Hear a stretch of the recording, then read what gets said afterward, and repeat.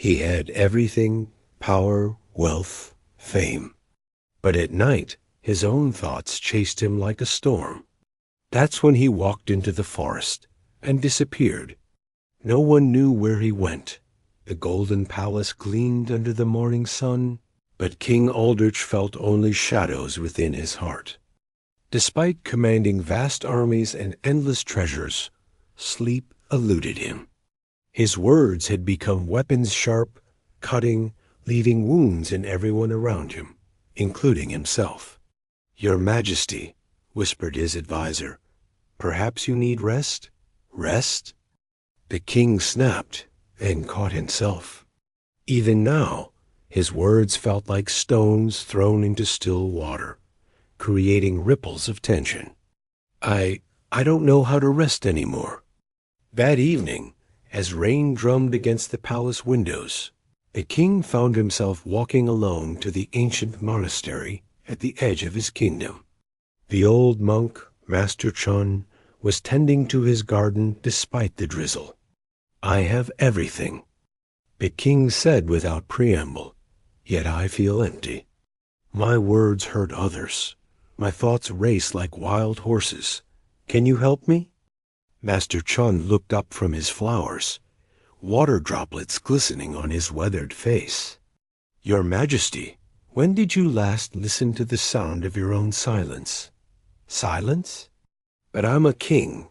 I must speak, command, decide, ... "Come," the monk said. "Gently, stay with us for 15 days. Live simply. Speak only when absolutely necessary. Let silence be your teacher."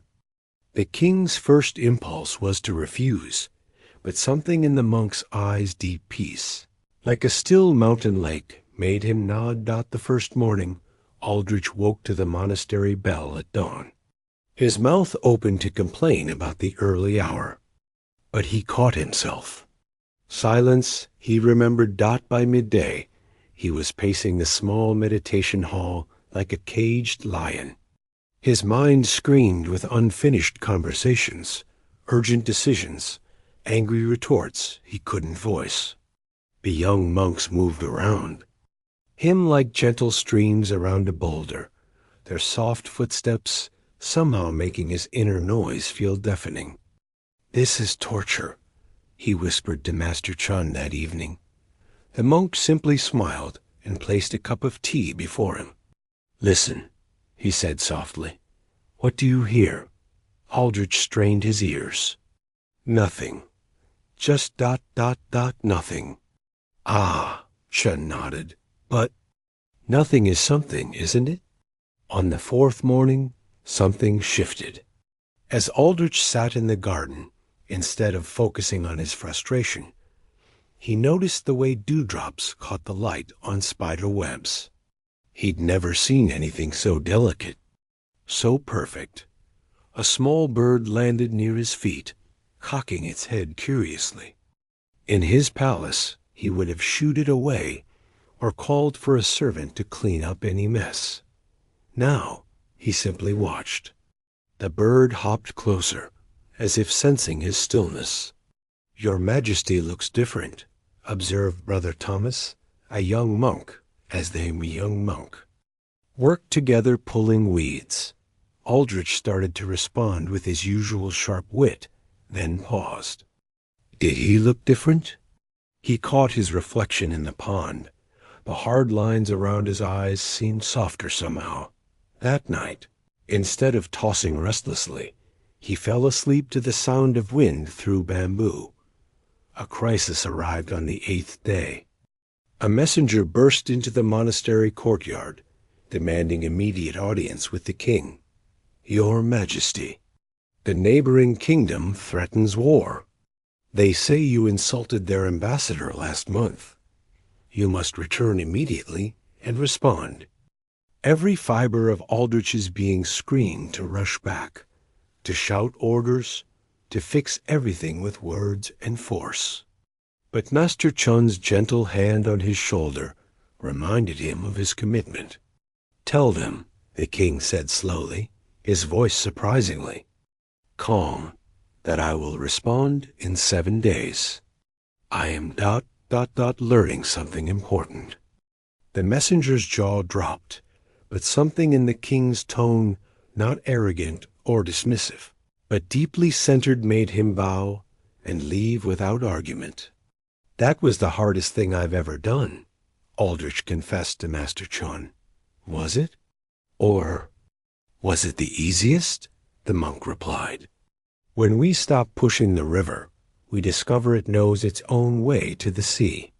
On the 13th morning, Aldrich woke before the bell.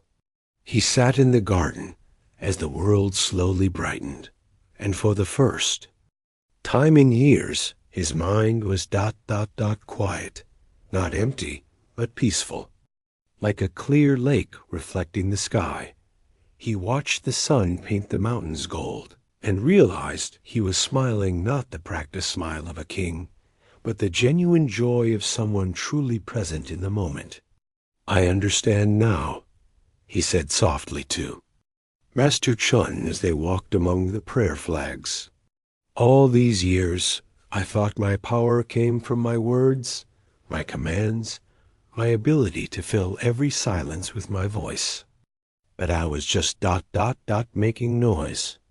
And now I hear the world speaking. The birds, the wind, the beating of my own heart. My kingdom doesn't need a king who talks constantly. It needs one who listens deeply." Master Chun nodded. "The wise ruler knows when to speak and when to be silent. Your words will now carry the weight of your silence behind them." When King Aldrich returned to his palace, his advisors barely recognized him. Gone was the man who barked orders and cut down ideas with sharp words. In his place stood someone who listened fully before speaking, whose rare words carried profound weight. A threatened war? It dissolved when the king sent a single, sincere letter of apology, not defending his past words, but acknowledging their harm and extending genuine friendship. "Your Majesty," his queen said one evening, "you seem ... happy. Truly happy for the first time since I've known you." He took her hand, feeling the warmth of connection that had been missing for so long. "I learned that silence isn't empty," he said gently. "It's full of possibility. And when we listen deeply to it, we finally hear what matters most." That night, as rain began to fall softly on the palace roof, King Aldrich lay peacefully in bed, listening to the symphony of droplets on stone, finally understanding that the most powerful sound in his kingdom was the space between words. Sacred silence where wisdom grows ... in the years that followed. The king's kingdom flourished not through conquest or constant commands, but through thoughtful leadership and deep listening.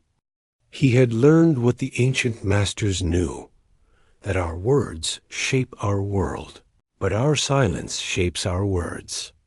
And sometimes on quiet mornings, he would return to the monastery, not as a seeking king, but as a grateful student sitting in peaceful silence with Master Chun, two souls who understood that in the space between breaths lies all the wisdom we'll ever need.